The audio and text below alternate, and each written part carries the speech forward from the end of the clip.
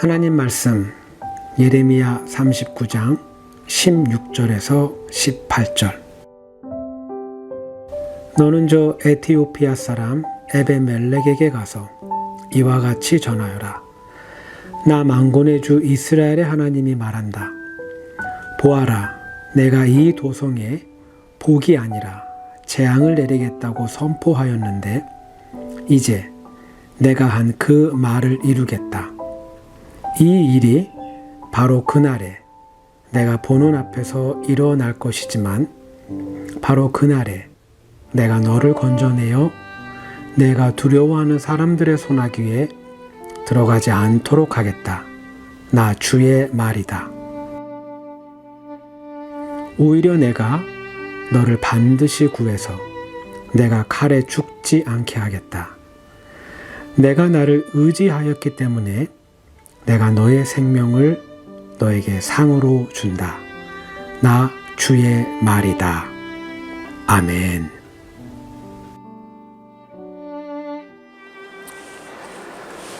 지금 오클랜드에 있는 주요 영화관에서요, 한 편의 영화, 한국 영화가 상영되고 있습니다. 한국 영화가. 이 영화의 제목은 서울의 봄입니다. 서울의 봄. 1979년 10월 26일 중앙정보부 부장이었던 김재규 씨가 박정희 대통령을 암살합니다. 많은 사람들이요, 저 역시 마찬가지입니다. 저도 하나 궁금한 게 있어요. 그게 뭐냐면, 제가 12.6 사태를 지켜보면서 궁금한 게 하나 있는데, 그건 바로 김재규 씨가 대통령을 암살하고 나서 그가 남산으로 가지 않고 그가 용산으로 갑니다. 그가 왜 용산으로 갔을까? 왜? 김재규 씨는 육군 참모총장을 데리고 자신의 사무실이 있는 남산 중앙정보부로 가진 않습니다. 그는 육군 참모총장의 사무실이 있는 용산 육군본부로 갑니다. 어쩌면 그가 용산을 가지 않고 남산을 갔으면 역사는 많이 뒤바뀌었을지도 모릅니다. 12.6 사태가 일어난 후 일제히 모든 언론들은 이 사건을 김재규 씨의 우발적 사고로 발표합니다. 우발적 사고. 특히나 대통령 경호실장과의 잦은 마찰이 이 사건을 부추기는 원인이 되었다고 보도합니다. 그러나 한 나라의 정보부의 수장이, 그죠? 1급 정보를 다루고 1급 정보를 모은 후에 분석하고 어떻게 대응할지를 대책을 마련하는 그 정보부의 제1 권력자가 술을 먹다가 아무 대책도 없이 한 나라의 절대 권력자를 죽인다? 이건 그렇게 쉽게 납득이 가는 대목은 아닙니다. 박정희 대통령과 김재규 씨 사이에는 서로 생각이 일치하지 않는 부분이 있었다고 합니다. 두 사람 사이에 생각이 일치하지 않는 부분이 있었대요. 미국의 지미 카터 대통령이 대통령 선거 때부터 그는 주한미군 철수를 공약합니다. 그리고 북한은 일찌감치 핵 개발을 시작을 합니다. 박정희 대통령 역시 미국의 동의를 구하지 않고 한국도 핵무기 개발을 서두릅니다. 김재규 씨는 박정희 대통령의 핵 개발을 반대했다고 합니다. 반대했대요. 인권 탄압을 하지 않고 미국의 정치적 요구를 받아들이면서 국정 운영을 하면 미국이 다 알아서 해줄 텐데 굳이 핵 개발을 하는 것을 김재규 씨는 매우 못마땅하게 생각했다고 합니다. 김재규 씨 눈에는 박정희 대통령의 핵 개발이 대한민국 사회를 민주화로 이끄는 것이 아니라 장기 집권의 독재를 계속 이어가고 외교적으로 대한민국을 고립시키게 만드는 굉장히 위험천만한 생각으로 여겼다고 합니다. 물론 김재규 씨도 대한민국을 진정으로 위하는 건강한 생각을 한 건 아닙니다. 왜요? 그는 미국을 지나치게 의존합니다. 그의 이런 생각은 그가 육군본부에서 피의자로 붙잡히고 보안사로 끌려가서 조사를 받을 때 그가 내뱉은 첫 번째 말에도 나타납니다. 그는 말했다고 합니다. 내 뒤에는 미국이 있어 라고 말했다고 합니다. 아무리 그의 뒤에 미국이 있어도 그저 뒤에만 있을 뿐입니다. 그를 전혀 돕지는 못했습니다. 봄이라고 하면 사계절 가운데 하나입니다. 그러나 만약 서울의 봄이라고 한다면 봄의 이미지는 많이 달라집니다. 여기서의 봄은 시간 그리고 계절을 의미하지는 않습니다. 어쩌면 여기서의 봄은 우리의 감정을, 특별히 우리의 절망과 우리의 좌절을 표현하고 있는지 모릅니다. 1979년 10월 27일부터 1980년 5월 17일까지 대략 6개월이 넘는 조금 이 기간 동안 대한민국 땅에는 이미 겨울은 한참 전에 지났고 이제 여름이 시작되고 있지만 대한민국은 아직도 봄은 오지 않았습니다. 대한민국 땅만큼은 다시 추운 겨울이 시작됩니다. 1979년 10월 26일 군사정권이었던 유신정권이 박정희 대통령이 죽음으로 무너집니다.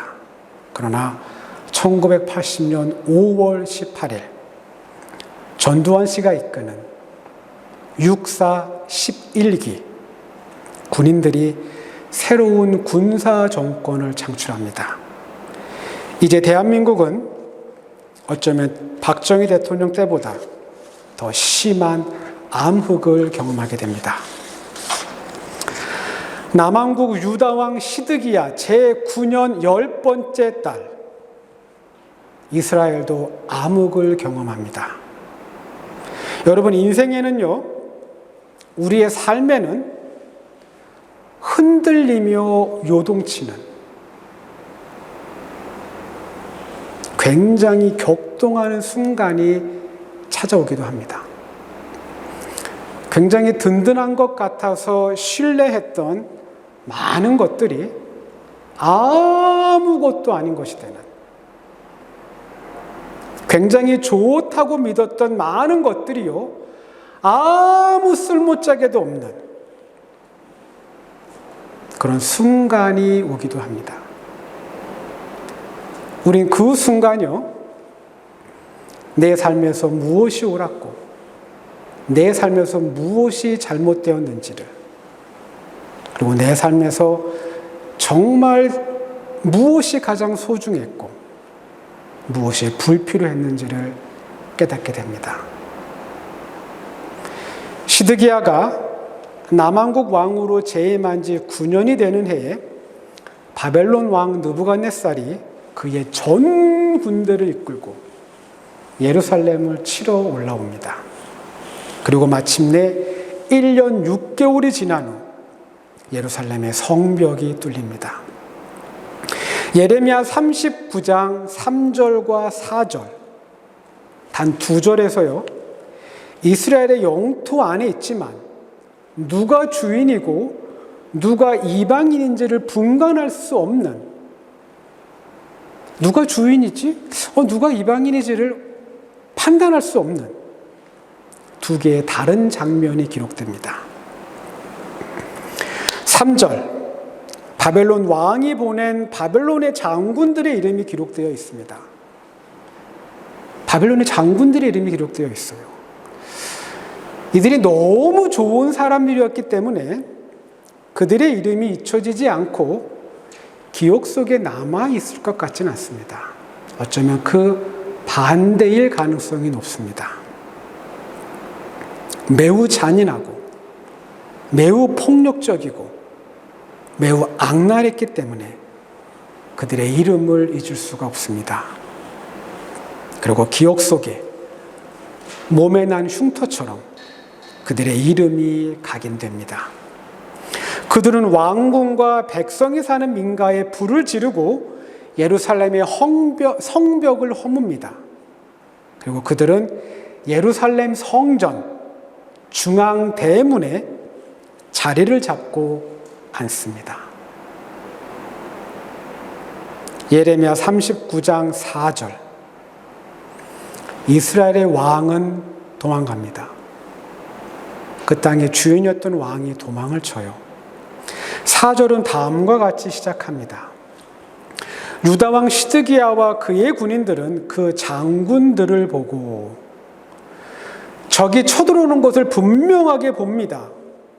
그러나 그들은 싸우지를 못합니다. 대신 그들은 도망갑니다. 도망가요. 4절은 그들이 어떤 식으로 도망갔는지 그 탈출 경로를 설명합니다. 두 성벽이 만나는 성문으로 빠져나가 왕실 정원을 거쳐 밤을 도와 아라바 쪽으로 도망쳤다. 두 성벽이 만나는 성문을 이용해서 빠져나갔다면, 두 성벽이 만나는 문을 이용해서 빠져나갔다면 어쩌면 유다 왕과 그의 신하들이 도망친 경로는 길이 아닐 수도 있습니다. 길이 아닐 수도 있어요. 하나의 이미지가 우리의 상상력을 돕습니다. 만약에 두 담벼락이 만날 경우 그 사이에는 굉장히 비좁은 짜투리 공간이 만들어집니다. 그 지체 높은 유다 왕과 이스라엘 귀족들은 그 비좁은 공간을 통과하며 앞도 잘 보이지 않는 밤에 성 밖으로 탈출합니다. 바벨론의 장군들은 예루살렘 성전 중앙 대문 앞에 당당하게 앉습니다.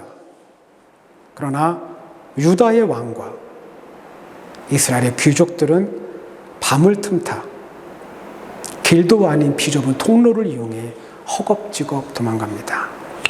누가 주인이고 누가 이방인인지 혼란스럽습니다. 왜? 더 어쩌다가 이런 지경까지 가게 되었을까? 유다 왕 시드기야의 비참함은 이걸로 끝나지 않습니다. 예루살렘 성벽을 빠져나와 도망쳤지만 그는 결국 바벨론 군인들에게 붙잡힙니다. 그리고 바벨론 왕 앞으로 끌려옵니다. 이미 아시리아와 바벨론 제국이 적국을 다루는 방식은 굉장히 잔인하다고 이미 유명합니다. 바벨론 왕 느부갓네살은 유다 왕 시드기야가 보는 앞에서 그의 아들을 죽입니다. 그의 아들들을 죽여요. 아버지가 보는 앞에서. 그리고 그의 양쪽 눈을 뽑습니다. 눈을 뽑아요. 그리고 쇠사슬로 묶은 후에 예루살렘에서 약 1300km 떨어진 바벨론까지 그를 끌고 갑니다. 시드기야가 겪은 불행이 너무 커 보입니다. 그러나 성경이 그의 참혹한 모습을 자세하게 기록하고 있습니다. 어쩌면 거기엔 이유가 있을지 모릅니다. 그러므로 우린 그의 모습을 한번 진지하게 생각해 볼 필요가 있습니다. 볼 수 있는 눈이 이젠 없습니다. 눈이 없어요. 그리고 몸에는 무거운 쇠사슬이 엉켜 있습니다. 그리고 이 상태로, 그 상태로 그는 원하지 않는 굉장히 먼 거리를 걸어서 가야 합니다. 원해서 가는 게 아니에요. 원치 않지만 가야 합니다. 여기서 우린 하나님을 비방할 수 있습니다. 그죠? 하나님에 대한 원망이 충분히 생길 수 있습니다. 그분은 뭘 하셨지? 그분은? 왜냐하면 이스라엘의 하나님이 유다 왕 시드기야를 전혀 도와주지 않은 것처럼 보이기 때문입니다. 그러나 사실을 바로 이야기하면 그 반대입니다. 그 반대예요. 하나님은 시드기야를 도와주려고 했지만 이스라엘의 귀족들과 이스라엘의 백성들을 보살피려고 했지만 그들은 말을 듣지 않습니다. 그들은 말을 안 들어요. 이미 시드기야가 왕이 되기 전, 그가 왕이 되기 전부터 그의 큰 형이 왕으로 있을 때 하나님의 마음이 예레미야에게 전달됩니다. 예레미야 36장 1절에서 3절. 요시야의 아들 여호야김이 유다 왕이 된 지 4년째 되는 해에 주님께서 예레미야에게 말씀하셨다. 너는 두루마리를 구해다가 내가 너에게 말한 날로부터 곧 요시야의 시대부터 이날까지 내가 이스라엘과 유다와 세계 만민을 두고 너에게 말한 모든 말을 그 두루마리에 기록하여라. 내가 유다 백성에게 내리기로 작정한 모든 재앙을 그들이 듣고 혹시 저마다 자신의 악한 길에서 돌아선다면 나도 그들의 허물과 죄를 용서하여 주겠다. 예레미야 36장 21절에서 23절. 하나님의 이 같은 말씀을 들은 이스라엘의 왕과 이스라엘 귀족들의 반응이 나옵니다. 왕은 여후디를 보내어 그 두루마리를 가져오게 하였다. 여후디가 서기관 엘리사마의 방에서 그 두루마리를 가져다가 왕과 왕의 곁에 서 있는 모든 고관들 앞에서 낭독하여 돌려주었다. 그때는 9째 달이어서 왕이 겨울 벌판에 머물렀으며 왕 앞에는 불피운 난로가 놓여 있었다. 그런데 여후디가 그 두루마리에서 서너 칸을 읽어 내려갈 때마다 왕은 읽은 부분을 서기관의 칼로 잘라내어서 난로에 던져 넣었다. 이렇게 왕은 온 두루마리를 다 난로불에 태웠다. 그런데 왕과 그의 신하들 모두가 이 말씀을 다 듣고 나서도 두려워하거나 슬퍼하면서 자기들의 옷을 찢지 않았다. 하나님은 이미 오래전부터 시드기야가 왕이 되기 전부터 하나님은 하나님의 마음을 전합니다. 그러나 그 누구도 하나님의 말씀을 듣지 않습니다. 물론 시드기야가 왕이 된 후에도 시드기야가 왕이 됐습니다. 그가 왕이 된 후에도 하나님은 계속해서 하나님이 무엇을 원하시는지를 가르쳐 줍니다. 예레미야 37장 1절에서 2절. 바벨로니아 왕 느부갓네살은 여호야김의 아들 고니야를 대신하여 요시야의 아들 시드기야를 유다의 왕으로 앉혔다. 그런데 왕이나 그의 신하들이나 그 땅의 백성이나 할 것 없이 모두가 주님께서 예언자 예레미야를 보내셔서 전한 말씀에 순종하지 않았다. 우린 하나님이 시드기야를 돌보지 않았다고 말할 수 없습니다. 이렇게 말해서는 안 됩니다. 우리는 하나님이 하나님의 백성을 보살피지 않았다고 말할 수 없습니다. 우린요, 정확하고 솔직하게 이야기해야 됩니다. 우린요, 하나님의 말씀을 듣지 않습니다. 하나님이 무엇을 원하시는지 알고 있지만 우린 순종하지 않습니다. 우린요, 우리의 생각대로, 우리가 하고 싶어 하는 대로 삽니다. 저는 퍼블릭 병원에서 여전히 일을 하고 있는데요. 제가 퍼블릭 병원에서 일을 할 때 그 프록토그램이라는 이미징 검사를 저는 돕기도 합니다. 프록토그램 이미징 검사를 돕기도 해요. 이 검사의 주요 목적은요, 대장의 움직임을 조사하는 겁니다. 대장의 움직임. 환자가 엑스레이 테이블 위에 이렇게 옆으로 누우면요, 의사는 이 엑스레이 이미지 상에서 흰색으로 선명하게 볼 수 있는 약을 항문을 통해 주입합니다. 이 준비가 끝난 환자는 실제 화장실에 앉아 있는 자세를 취하고요. 대변 활동을 하듯 몸 안에 있는 이 약을 몸 밖으로 내보내야 합니다. 이 검사를 필요로 하는 대부분의 환자는 주로 연세가 많이 드신 노인분들입니다. 노인분들. 그리고 간혹 출산 후에 이 대장이 이 아기 낳는 게 너무 힘들다 보니까 이 아기를 낳은 후에 이 대장이 탈장이 된 이 여성분들이 가끔 옵니다. 그리고 또 다른 환자 그룹이 있습니다. 그건 바로 매우 젊은 남성분들이 이 검사를 받으러 옵니다. 나이도 많지 않고 더구나 출산 경험이 없는 이 젊은 남자들이 이 검사를 받는 이유는 거의 한 가지입니다. 그 이유는 바로 동성애입니다. 동성애.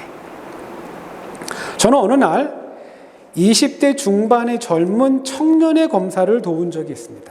굉장히 젊은 청년이었어요. 여러분, 사람이 음식물을 섭취하면 짧게는 15시간 동안, 15시간 이후부터, 길게는 30시간 이후부터 음식물의 찌꺼기를 배출할 수 있다고 합니다. 근데 참 희한하죠? 영양소가 빠지고 그 수분이 빠진 그 배설물이 30시간 동안 사람 몸에 잔뜩 쌓여 있어도 절대 냄새가 나지 않습니다. 냄새가 나질 않아요. 이 사람의 신체, 이 티슈가 뭐라고 전혀 냄새가 나지 않습니다. 변비가 너무 심해 화장실을 며칠째 가지 못했어도 우린 여전히 사람들을 만날 수 있고 우리의 사회생활을 계속 이어갈 수 있습니다.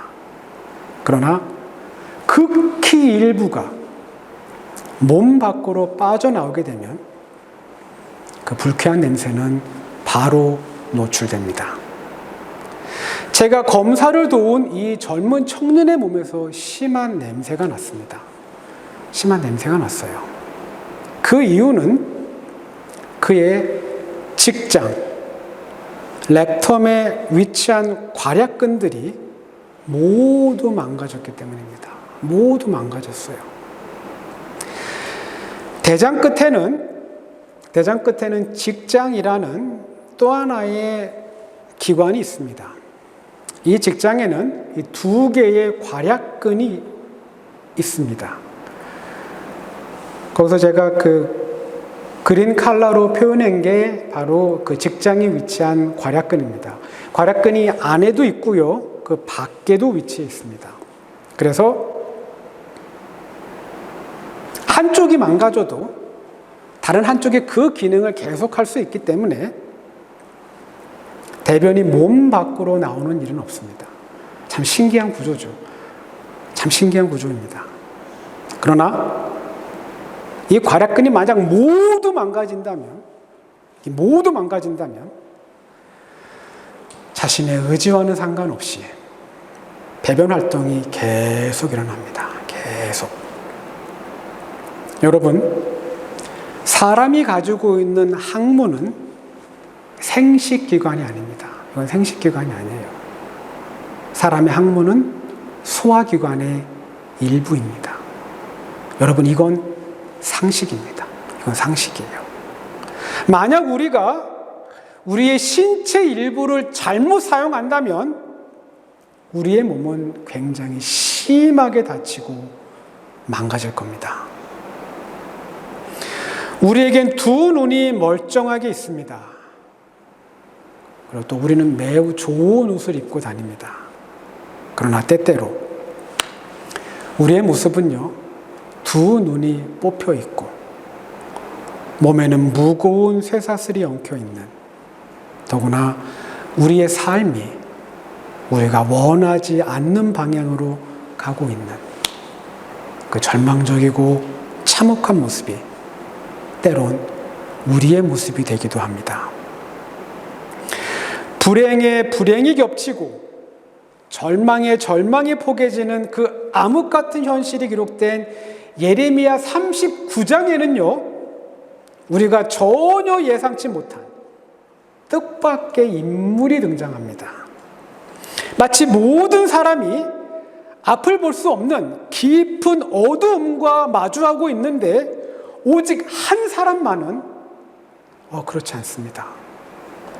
바빌론 장군들이 예루살렘 성전 대문에 의자를 놓고 앉기 직전까지만 해도 시드기야는 왕이었고 그는 왕을 모시는 황관에 불과합니다.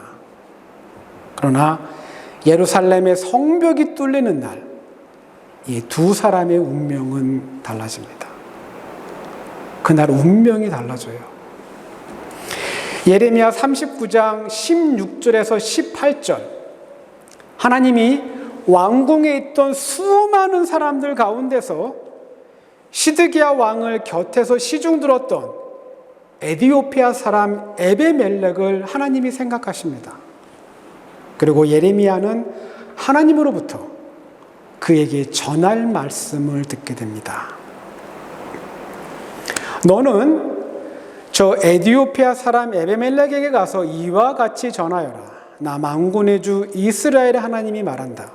보아라, 내가 이 도성에 복이 아니라 재앙을 내리겠다고 선포하였는데 이제 내가 한 그 말을 이루겠다. 이 일이 바로 그날에 내가 보는 앞에서 일어날 것이지만 바로 그날에 내가 너를 건져내어 내가 두려워하는 사람들의 손아귀에 들어가지 않도록 하겠다. 나 주의 말이다. 오히려 내가 너를 반드시 구해서 내가 칼에 죽지 않게 하겠다. 너가 나를 의지하였기 때문에 내가 너의 생명을 너에게 상으로 준다. 나 주의 말이다. 여러분, 우리의 삶이 꽤나 복잡해 보이고 많은 일들이 뒤엉켜 있어도 삶이 참 복잡해 보입니다. 근데요, 우리가 해야 하는 것은, 우리가 반드시 해야 하는 것은 그렇게까지 복잡하지 않습니다. 우리가 해야 하는 것, 그렇게까지 복잡하지 않습니다. 어려울 순 있습니다. 왜요? 마음에 들지 않기 때문에 힘이 드는 것 뿐이지 복잡하진 않습니다. 우리가 해야 하는 것, 여러분과 제가 해야 하는 것, 그건 바로 하나님을 의지하는 겁니다. 하나님을 의지하는 겁니다. 하나님 말씀에 기꺼이 순종하는 겁니다. 우리가 하나님의 뜻에 몸과 마음과 뜻을 다해 순종할 때, 여러분과 제가 하나님을 전적으로 의지할 때, 내가 너를 반드시 구해서 내가 너의 생명을 너에게 상으로 주겠다는 그 주님의 약속의 말씀은 우리의 삶에 성취될 겁니다. 내 인생이 요동치는 상황 속에서도, 내 삶이 흔들리는 위험한 상황 속에서도 우리가 하나님을 믿고 의지할 때 나를 생각하시고 나를 돌보시는 그 위대한 하나님의 손길을 우리는 경험하게 될 겁니다. 기도합니다.